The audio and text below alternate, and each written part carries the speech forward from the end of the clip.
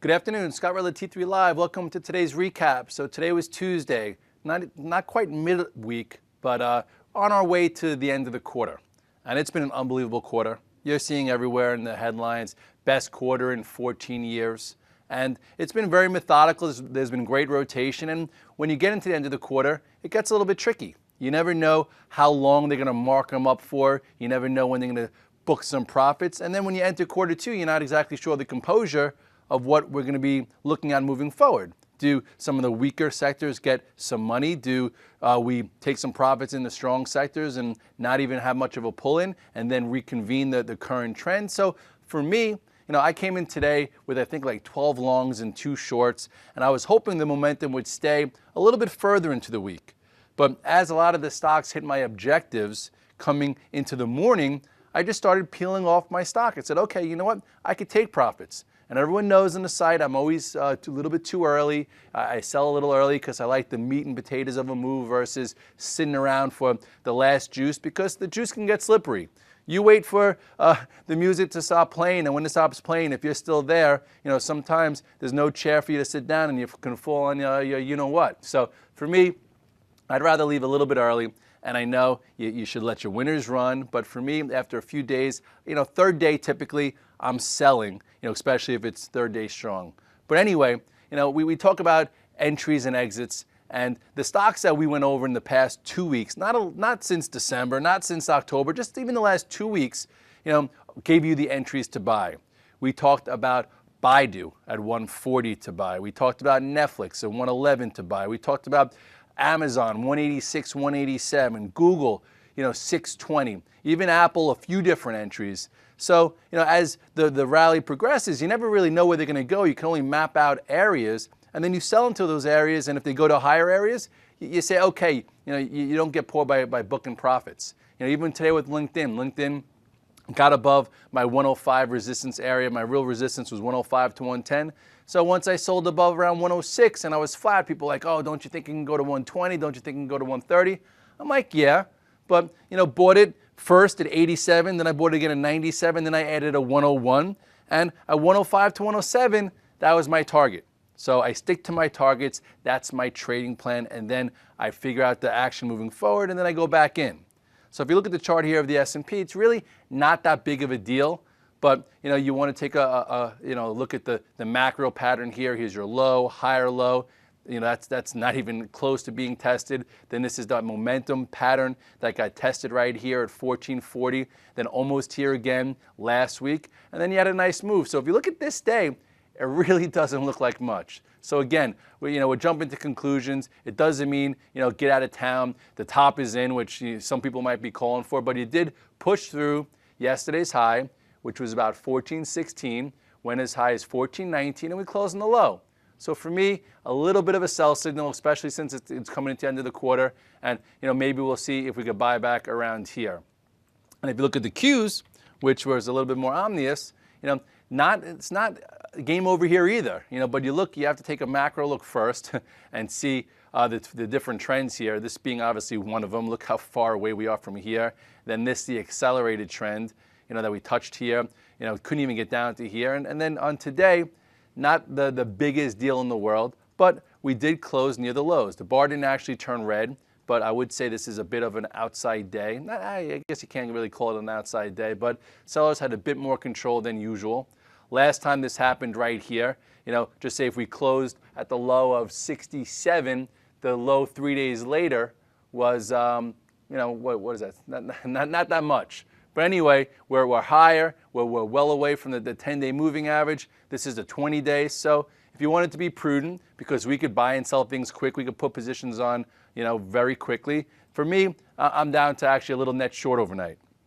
Now, a trade I want to go over, which I went over on the Twitter sphere, was my Apple trade. The Apple trade in the morning, because yesterday I went long, I think around 606-ish, or maybe a little bit below. And I'm going long Apple for a quickie. And people are like, what does that mean? Okay, for a quickie, it sometimes could be a few days. It sometimes could be a day and a half. But Apple was trading in a tight wedge, reversed yesterday, triggered above that 602, 604, closed at 606. So I took some home long, just less than a tier one. And then my buy prices were from this actual, price point sheet, which you can get on the site. It's a la carte item. It's pretty damn cheap. I think it's less than $30, and it gives you support, resistance, action areas, commentary, whatever. Shameless plug. But anyway, action area was 607.90. Now, for those of you in technical land, you say, why 607.90? Well, 607.90 was yesterday's high. So in order to get to the new all-time high, you got to go through 607.90. So that was a place for me to add in the morning. Then once it went through 607.90, the next place to add was the prior high, which I talked about in the morning call, which was, I think, 609.65. So that was another add. And then once it went through there, anyone short versus that high says, oh my goodness, I have to cover. Anyone saying stock's going to 700, it's got to get through 609.65 first, they got to grab it. And then it triggered through, went to 610, and then you could have picked, you could have chose your spot where you want to sell it. I sold a little bit above 610, 611, and I think I was done with it around 612 and a half, and obviously it went higher, but I don't care. So if you look at here on the chart of Apple, you will see this was that last wedge. Okay, this is the wedge that I was talking about. So I'll show it to you in a few different time frames. Here was this last wedge. Okay, this is when it woke up yesterday. Okay, and it closed. If you look at my little Quotron here, you will see yesterday's close was 606.98 and the high was 607.15. You look in this box. So here you go again. On yesterday's close, it was around 606.90. The high was 607.90. And so when it opened up today down 30 cents, my first price was to buy it through this day's high, because in order to get to this high or this peak, it has to get through here first. So that was, take home long, add some here, and then it showed some relative strength pre-market. So this was your next buy at 609.65, and it went as high as 614. So the question is, how are you going to hold it? How are you going to trail it? And what do you want to get out of the trade? For me, I was looking for $3 to $5 because I didn't know exactly if it would push through and fail. I didn't know, obviously it's come a long way. So I was just like, I'm going to take a cute trade because I'm trying to be a little bit more of an active trader this week with my positions, because I don't know when they might pull the rug out based on the end of the quarter and the next quarter type of dynamics. So right here, if you go to the 3-minute chart now, you will see on a more micro basis. Okay, let's go so you could see it. Right here, okay. There you are, okay. Actually, let's get you a 5-minute chart also. Okay, you're going to need a little bit more than that. Let's go to the 13-minute chart. Okay, so now you can kind of see it a little bit better. So this was the little trend line that triggered yesterday afternoon. Okay, you had a nice big move, okay, and basically it hovered in the end of the day, showing you some support. So in the Twitter sphere, I also said, if Apple's going to make a new all-time high, it should not go below 604 or to 602. And the low of this little move here is 604, so you figured this would hold. So the new day started. Okay, once it triggered above here, okay, this was a level that, was the prior day's high, so it was a level to buy more. And then here was your other level, right? That's the all-time high. Stocks that make all-time highs typically go higher. So once it triggered through here, then you had to pick and choose your spots to sell. And I sold a little bit into the 610 and change move, and then the 612 and change, and then I was happy with the trade. Buy here, add there, sell into there, and I can move on. And I know as an investor, every sale has been a bad sell, but obviously as you get a little frothy and away from the 10-day, it's good to take some trades. But you also have to know your time frame. If you're a macro investor, so if you come back to me, and you don't have the time to trade in, trade out, and you want to own Apple forever, which you shouldn't do because nothing goes up forever, but I do think that Apple still has a cheap valuation. I think the story's not over. I still think it's going over 700 at some point this year. So if you were going to sell today and get flat and not be able to get back in because people have a hard time getting back in, then you just sit and stay the course. The trend is still intact. It's still holding the 10-day, the 20-day, and then if it were to break the 20-day and close below it, maybe then you have to be a little worrisome, but either way, it was a good day trade, a good cash flow trade, and it's obviously been a great investment depending on your time frame. And then, so let's take a quick look at LinkedIn. LinkedIn, also something that we've been tracking for a nice amount of time. I'll give you the rationale why. Obviously, This was the resistance that we were talking about so often, this 95, okay? First things first, this was when we started really getting involved right around this 87, little descending channel that broke to the upside. Okay, that was when we got a little bit excited after earnings, because look what happened on earnings. And remember, we actually took calls into earnings. That was actually a good play. And I never filled this earnings gap. Never came in. So this showed me power. This never got filled. On this move, it went as high as the resistance, wasn't ready to go through, pulled back. I remember they had a little bit of a lockup that they had to get rid of. So this was your buy area. And then it went to the highs and couldn't get through again. And then remember that intraday reversal? That was when we rebought back. Okay, so here you rebought back, and then Goldman did the upgrade, and then it opened above resistance, stayed above it. Okay, so if you remember, it was hard to make money this day. We were all crying about it. But then the next day it opened lower, and your buy price was through the previous low here, which in my memory serves me correct was like 97.01. And then you had your add-on buy right here through 101.11, and we talked about that yesterday. So now if you take more of a macro look, you'll see that this was a good area to sell. This was my target area because look what you have here. You have a pretty big resistance area right over here, right? So this 105 to 110 is not going to be the easiest thing in the world to get through the first time through. So not a bad time to sell it. So now if it could go sideways and hold above 100 for a little while, show some time, I'll add back in. Maybe it creates another flag, kind of like this one, and then we could add through this, and then who knows, we take out 110, because I do think on a weekly basis, this stock goes higher. It's a new issue. It's been a little bit sloppy, but I think it's coming back in vogue, and some of the actual fundamental guys I talk about really starting to warm up to it.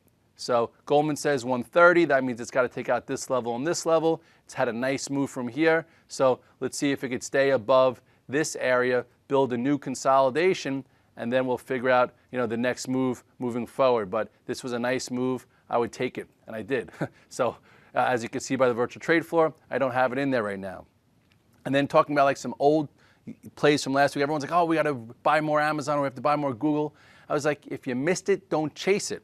We had the pivots right here. We've had them, we put them in the Twitter sphere, we put them on the virtual trade floor.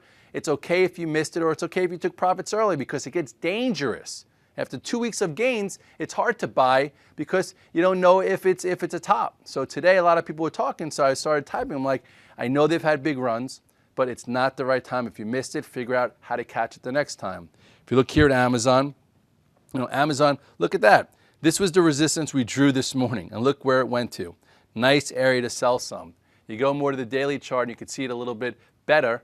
Okay, here was that lower wedge, the lower pivot, and it did look like a macro short. Okay, because obviously the highs here, lower high. It was well below the highs as markets making highs. So obviously relative weakness said on a macro basis it could break to the downside if it broke and closed below this area. And I lost money buying puts. I bought puts because I knew if I was short, I can get my you-know-what torched. So I said I'll buy puts and just lose my premium pay just in case it gaps down and I can't get it. No big deal. But what happened here is it broke this minor, I would say not even minor, macro wedge, because it took about 3 months to put together. And remember we were talking about the apex. I'm like, the apex is forming. It's coming soon. Get ready. And then lunchtime it triggered above this 186, 187, gave you a quick move, flagged again, to give you another add-on purchase. So just in case you missed this and you saw it hover in the top third, because remember what we say, if you get a wide range bar or an igniting bar and it holds the top third, it shows you commitment. And then look where it went. And now today it hit a high here, and it probably needs a rest. So I would just avoid it. If you caught a cute short today, you probably were in pain first, and at this particular point, I'd just let it go. Baidu, very similar. Baidu, we talked about this downtrend, okay, talked about 140. It was very sloppy. It was not the easiest trade at all, because a lot of times we were trying it over here, it failed, tried it over here, it failed, and finally went through. And now it could use a rest. From 140 to almost 155, you can go a little bit across right here. That's where it kind of tailed into. So now at this point, the easy money's over, and now it's time to let it go sideways and give you a different setup. Okay, now you could maybe trade it a little bit short versus a high, buy it versus low, and see if it has commitment to this up move. So for me, I think, it's a sloppy trade. Now this goes to your C list. Remember we talk about A, B, and C list. Well, this was on the A list when it was trying to break above 140. It kind of stayed there after day one, day two. Now it's on the C list.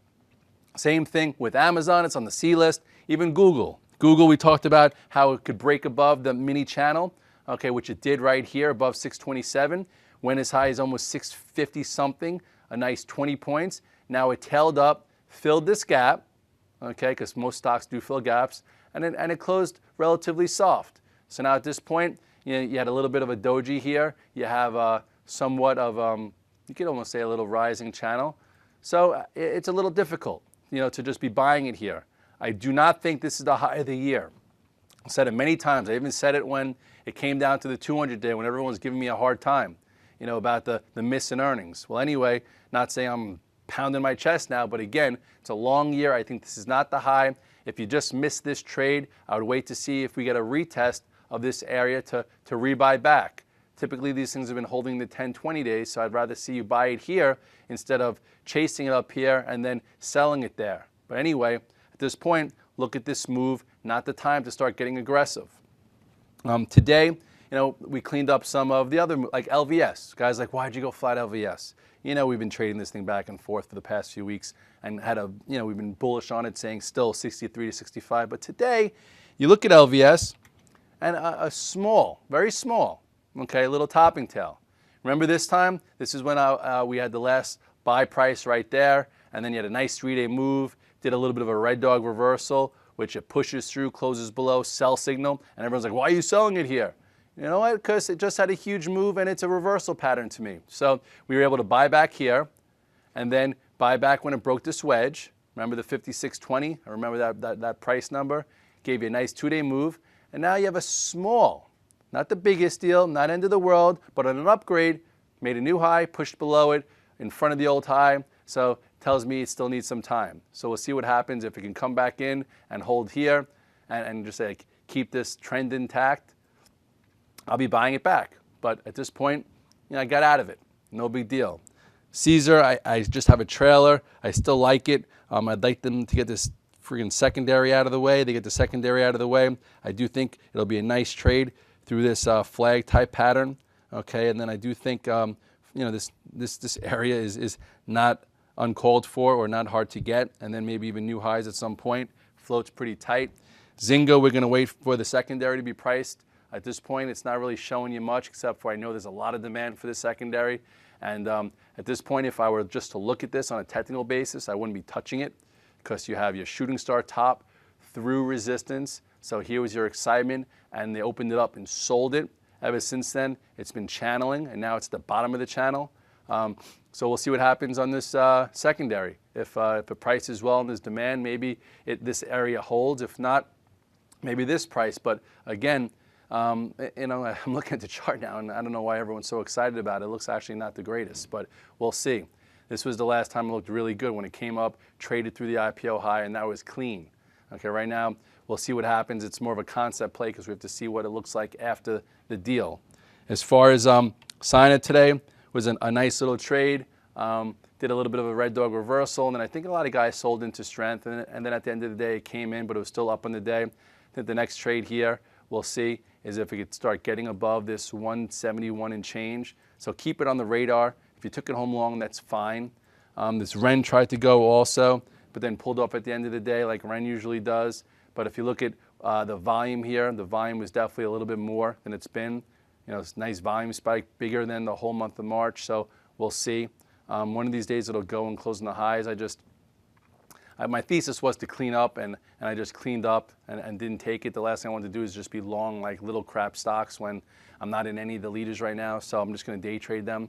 So with all that said, it's Tuesday. We're in the last week of the quarter. Some things have had big moves in the last 2 weeks, let alone since December 20th, and let alone from October 4th. So to take a little bit off the table, to then refigure it out, I'm sure we could add some stocks back on as they prove that they could hold higher. We could add on stocks as the market proves once the window dressing is done, it could hold up. We could add on stocks in other sectors if they prove to get money rotated to it into quarter two, because quarter two is always different than quarter one. And don't expect quarter two to be the same as quarter one. We're not going to have this type of results. We're not going to have this type of performance. I would think digestion would be constructive compared to what we've seen. Maybe we even pull back 2 to 3%. We'll see. But at this particular point, do not expect duplicate action of quarter one. It's not going to happen. Will we have stocks to trade? Yes. Will there be relative strength and relative weakness to find? Yes. Will there be groups that pop their heads up? Of course. But it's not going to be exactly the same. So if we can consolidate and digest the gains in the next quarter, to set up nice price patterns for the end of the year, that's how it should set up. And I do think that the highs of the year is not in, but we have to take it as it goes. So with all that said, Scott Redler, T3 Live, the recap. See you tomorrow morning at the call. Have a good night.